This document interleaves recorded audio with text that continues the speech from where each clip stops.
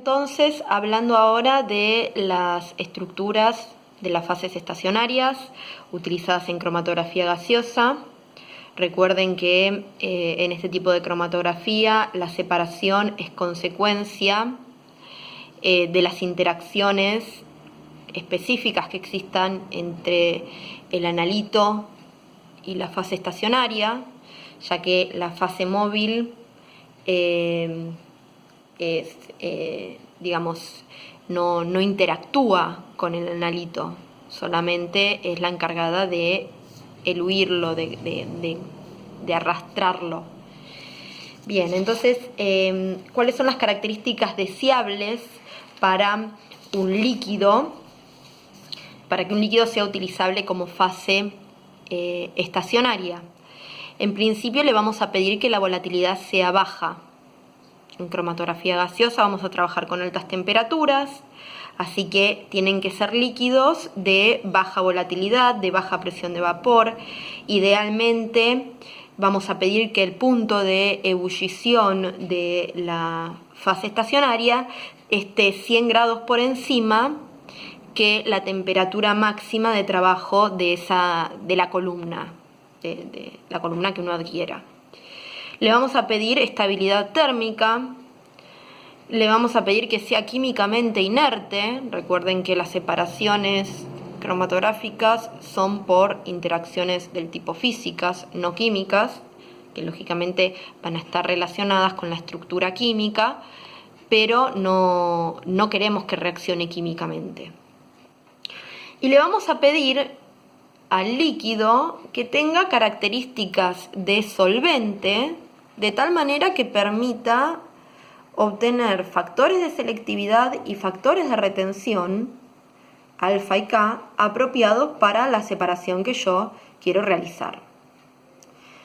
Bien, fueron propuestas un montón de estructuras de fases estacionarias, pero se puede decir que con una docena de fases estacionarias diferentes casi se pueden separar el 90% de los compuestos orgánicos. O sea que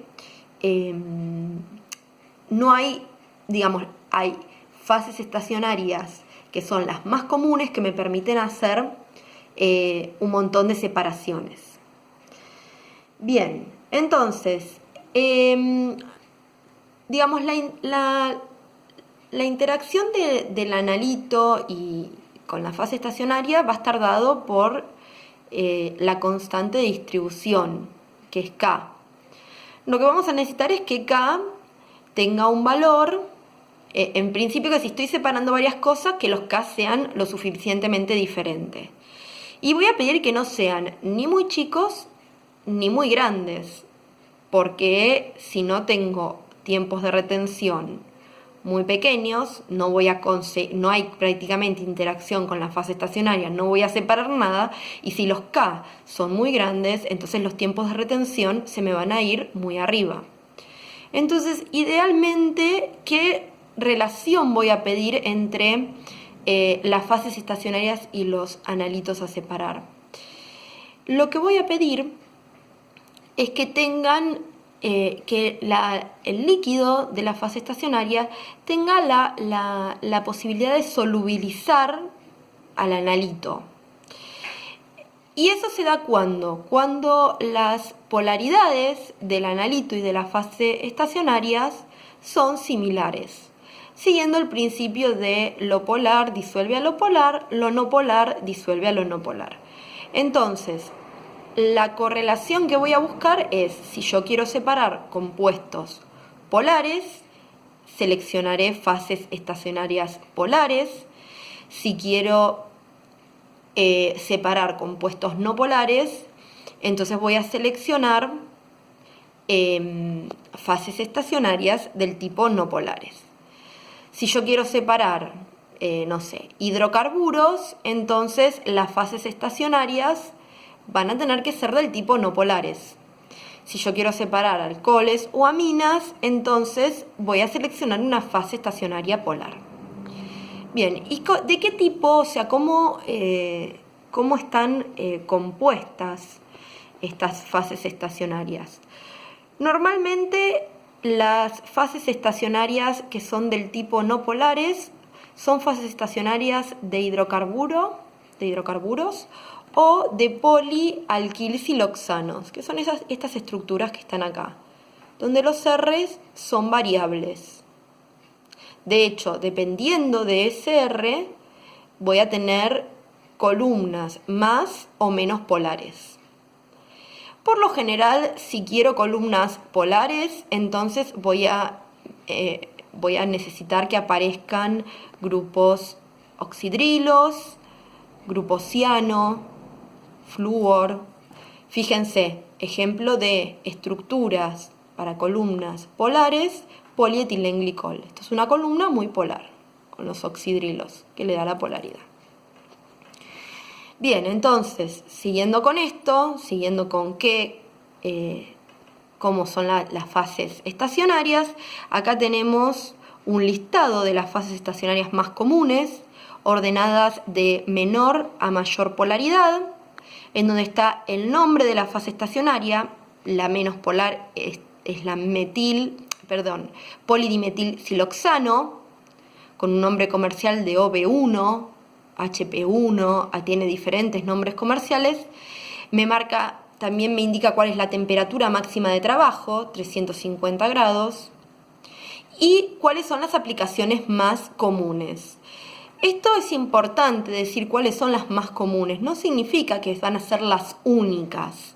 Significa, bueno, cuando yo seleccione la fase estacionaria con la que voy a trabajar, en principio empiezo a pensar dentro de lo que tengo en mi laboratorio. No voy a tener 25.000 columnas, fases estacionarias con diferentes fases, con diferentes largos, entonces esto es las aplicaciones más comunes, lo deseable. Después también tendré que evaluar cuál es la disposición de lo que yo tengo y quizá me sirve, no es que esto es únicamente para esto. Es la aplicación más común. Bien, entonces, si tengo una fase estacionaria no polar, como el polidimetilsiloxano, entonces el uso más general será para compuestos del tipo no polares, tipo hidrocarburos, aromáticos, polinucleares, esteroides, todos compuestos de baja polaridad. Cuando al siloxano le voy agregando R's que sean fenilos, entonces le voy aumentando la polaridad. Fíjense que tenemos en las columnas 2 y 3 polidimetilsiloxano con fenilos. En la primera situación un 5%, en la segunda un 50%. Fíjense que varía lógicamente la polaridad porque estoy agregando mayor cantidad de fenilos, entonces el 50 va a ser más polar que el 5, y también varía la temperatura máxima de trabajo. A medida que voy incrementando los fenilos, voy disminuyendo la temperatura máxima con la que puedo trabajar. Por otro lado, también aparece el alcohol, que vimos hace un ratito, que es una fase estacionaria de las más polares. Sirve para, por ejemplo, alcoholes, éteres, aceites, glicoles, compuestos del tipo polares. Bien, ¿qué otra cuestión a tener en cuenta sobre la fase estacionaria? ¿Cómo está la fase estacionaria soportada? ¿Cómo está relacionada, por decirlo de alguna manera, con el soporte, con la sílice? Bien, normalmente las columnas vienen con la fase estacionaria químicamente unido, tiene una fase, una capa finita, que tiene que se relaciona químicamente con la sílice del soporte, una capa monomolecular. Entonces a eso lo llamamos unión química. Esa unión química por lo general es motivo de patente. ¿Sí? Hubo mucho desarrollo en lo que es las columnas capilares. Piensen que estamos hablando de tubos de muy bajo diámetro, o sea 0,25 milímetros de diámetro, y en ese diámetro tiene que entrar el soporte y tiene que entrar la fase estacionaria y tiene que quedar el tubo, y todo eso tiene que ser de tamaños reproducibles, o sea que hay todo ahí adentro, un trabajo importante de desarrollo de cómo distribuir todas esas cosas. Entonces, en relación a lo que es la fase estacionaria líquida con el soporte, están unidos químicamente y están entrecruzados, están distribuidos entrecruzadamente. ¿Y por qué es eso? ¿Para qué lo hacemos? Para evitar que durante las eluciones se pierda fase estacionaria. A esa pérdida de fase estacionaria en las eluciones se lo llama sangrado de la columna, y lógicamente que es un factor no deseable, por dos razones. La primera es que estoy deteriorando mi columna, y la segunda es que eso me puede actuar como interferencia en mi determinación.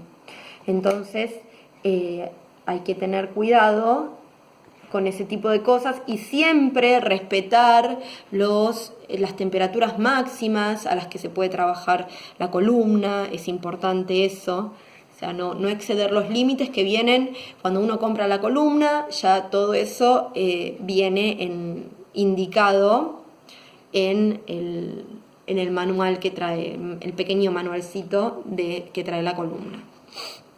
Normalmente a la columna hay que hacerle, la primera vez que uno la utiliza, hay que hacerle un acondicionamiento, dejándola varias horas a la temperatura máxima para eliminar cualquier cosa que haya quedado libre. Y después de ese acondicionamiento es cuando la columna está lista para ser utilizada. Bien. Una última cuestión que quiero mencionar es el espesor que tiene esta fase estacionaria líquida. El espesor puede variar. Por lo general, lo más habitual es que las columnas vengan con un espesor de fase estacionaria de 0,25 micrones, pero no es el único. Y las fases estacionarias que tienen espesores mayores, lo que favorecen la retención. Entonces, cuando los compuestos son muy volátiles, el tener una fase estacionaria de mayor espesor ayuda